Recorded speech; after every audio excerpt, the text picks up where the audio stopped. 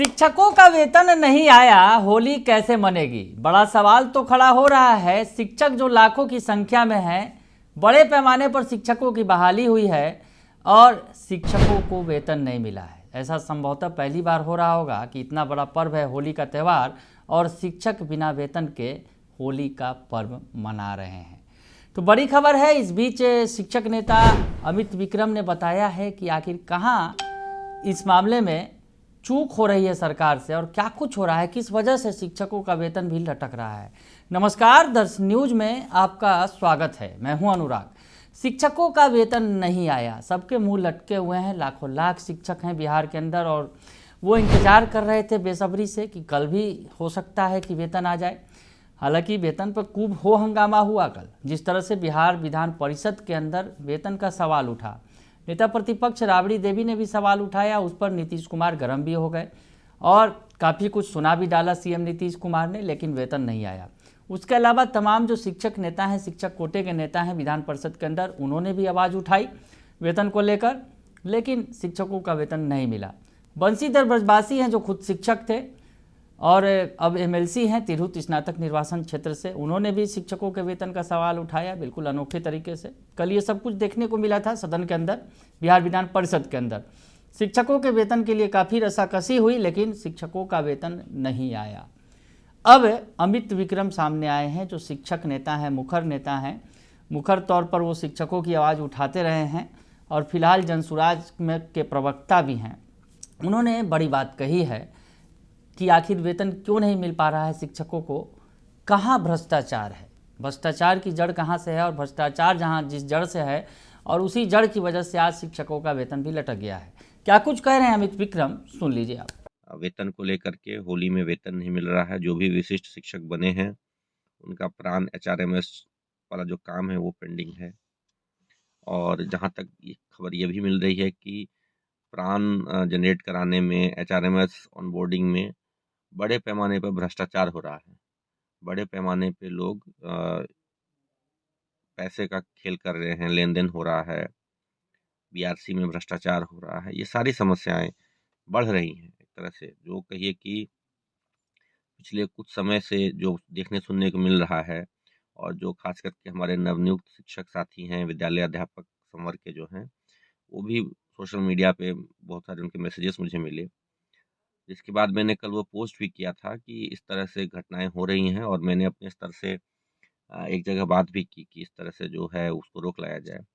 लेकिन जो भ्रष्टाचार है ना, उसकी वजह से ये सारी समस्या, इसको समझना होगा आपको। ये प्राण जनरेट करने में जो देरी की जा रही है, जो एचआरएमएस ऑनबोर्डिंग में देरी की जा रही है, ये सब पैसे के खेल के लिए हो रहा है। यही जब के पाठक थे पिछले साल, तो ये सब तो तुरंत हो गया था। 2 लाख शिक्षकों का वेतन तो तुरंत शुरू हो गया था। आज भी तो संख्या उतनी ही है, तो उनका वेतन शुरू करने में इतना समय क्यों लग रहा है? इसका कारण सिर्फ और सिर्फ भ्रष्टाचार है और ये भ्रष्टाचार बहुत निचले स्तर से है। ये 500 हजार रुपए की जो तहसीली बीआरसी में बैठ के दलाल कर रहे हैं, इन दलालों से आपको लड़ना होगा। ये जरूर बात है और मैं स्वीकार करता हूं कि पिछले 1 साल में शिक्षक संगठन कमजोर हुए हैं। 1 डेढ़ साल में निचले स्तर पे तो शिक्षक संघ बहुत कमजोर हो गए हैं। प्रदेश स्तर पे भी बोलने वाले नेताओं में से 1-2 लोग ही रह गए हैं जो हम लोग बोलते हैं। बाकी सब तो साइलेंट मोड में चले गए हैं, सिर्फ जन्मदिन और सालगिरह की बधाई देते हैं। जमीनी स्तर पे तो एकदम लड़ाई खत्म हो गई है। इसका फायदा उठा करके जो ये दलाल किस्म के लोग हैं, ये हावी हो गए हैं। अभी दलालों की इतनी मौज बढ़ गई है, ये जो हरामखोर दलाल, हरामखोर मैं इसलिए कहता हूँ कि हराम का खाते हैं वो, दूसरे के मेहनत की कमाई को कमीशन के रूप में वो वसूल लेते हैं, तो हराम की कमाई हुई, तो हरामखोर हैं। इन हरामखोरों से लड़ना होगा आपको। आपको समझना होगा कि समस्या का जड़ ये है, ये पैसे खाने के चक्कर में प्राण बनवाने में देर करवाते हैं। एचआरएमएस ऑनबोर्डिंग में इनका पूरा नेक्सस है, नीचे से लेके ऊपर तक।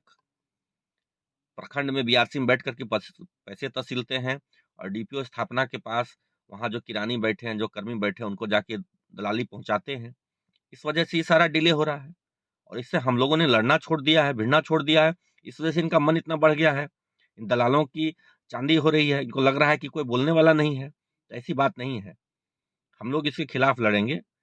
होली का वेतन तो नहीं आ सका, सरकार की तो जो गलती है सो है ही, लेकिन जब तक दलाल सिस्टम से हम लोग नहीं लड़ेंगे ना, ये समस्या रोज न रोज नई उत्पन्न करते रहेंगे। शिक्षक संघों का एक्चुअल अस्तित्व जो इसी वजह से होना जरूरी है, जमीन पर उनकी मजबूती इसलिए जरूरी है क्योंकि अगर मजबूत नहीं बनेंगे ना तो ये दलाल हावी हो जाते हैं, और ये दलाल लूटते हैं हमारे शिक्षक साथियों को, हमारे भाइयों को, हमारे सहकर्मियों को लूटते हैं।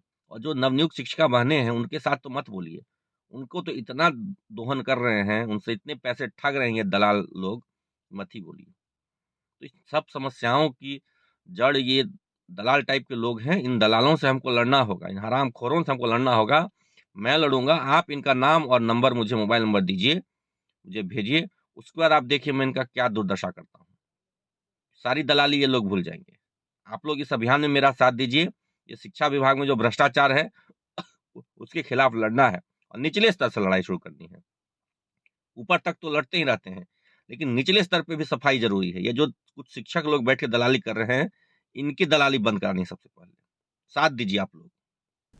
तो सुना आपने कि अमित विक्रम क्या कुछ कह रहे हैं, बता रहे हैं कि क्या हालात हैं, ज़मीनी हकीकत कितना जुदा है और ज़मीनी हकीकत क्या है, किस तरह से ज़मीनी हकीकत पर अगर यूँ कहें भ्रष्टाचार जो है वहीं से जड़ जमाया हुआ है। ऊपर से भले ही ये सब कुछ होता है लड़ाई झगड़ा, लेकिन असली जो है जड़ जो है वो ज़मीन में ही है, और ये जो भ्रष्टाचार की जड़ वहीं से पनप रही है। उनका कहना है बीआरसी यानी बिहार जो शिक्षकों का मुख्यालय होता है, अगर प्रखंड स्तर पे कहें ब्लॉक रिसोर्सेज सेंटर होते हैं, यानी जो प्रखंड संसाधन केंद्र होते हैं, जो यूँ कहें कि प्रखंड शिक्षा पदाधिकारी का कार्यालय होता है, वहीं से भ्रष्टाचार की शुरुआत होती है। इस पर वो काफ़ी नाराज़ हैं, गुस्से में हैं और कह रहे हैं कि आप मुझे उनका नंबर दीजिए, जो अधिकारी आपके साथ, जो बीआरसी के जो कर्मी हैं वो आपके साथ अगर ऐसा कुछ करते हैं, आपके साथ अगर आपसे घूसखोरी की जाती है, मांग की जाती है, तो आप तुरंत हमसे संपर्क करें, हम उन्हें सबक सिखा देंगे। और भ्रष्टाचार की जड़ वहीं से है। और शायद शिक्षकों का वेतन जो नहीं मिल रहा है, कहीं ना कहीं HRMS जो प्राण नंबर जनरेट करने की बात है जिसकी वजह से वेतन लटका हुआ है, तो वो भी उसके भी जड़ में कहीं ना कहीं ये जो बीआरसी के जो कर्मी हैं वो पैसा खाने के चक्कर में इन सब चीज़ों को लटकाए रखते हैं। तो अमित विक्रम ने सारी पोल खोल कर रख दी है कि शिक्षा विभाग में क्या कुछ हो रहा है, शिक्षा विभाग में किस तरह से भ्रष्टाचार पनप रहा है, और इस भ्रष्टाचार के खिलाफ लड़ाई का उन्होंने ऐलान कर दिया है। और साफ तौर पे कहा है कि आप अगर आपके साथ यानी शिक्षकों के साथ अगर ऐसा कुछ होता है तो शिक्षक तुरंत उनसे संपर्क करें। उस कर्मी का जो उनके साथ घुसखोरी करने की कोशिश कर रहा है, पैसे मांग रहा है, तो वो तुरंत उनसे संपर्क करें, वो उसे सिखा देंगे, समझा देंगे और उसकी व्यवस्था कर देंगे, यानी उस भ्रष्टाचारी का पुलिंदा बांध देंगे। यानी अब संभल जाए वैसे कर्मी जो भ्रष्टाचार को जन्म दे रहे हैं, बीआरसी हो या फिर जिला शिक्षा पदाधिकारी का कार्यालय हो, तमाम जगहों पर ऐसे घुसखोर बैठे हुए हैं। और सीधा निशाना अमित विक्रम का वही है कि ऐसे लोगों को सबक सिखाना जरूरी है। फिलहाल के लिए इतना ही, बने रहिए दर्शन न्यूज के साथ। धन्यवाद।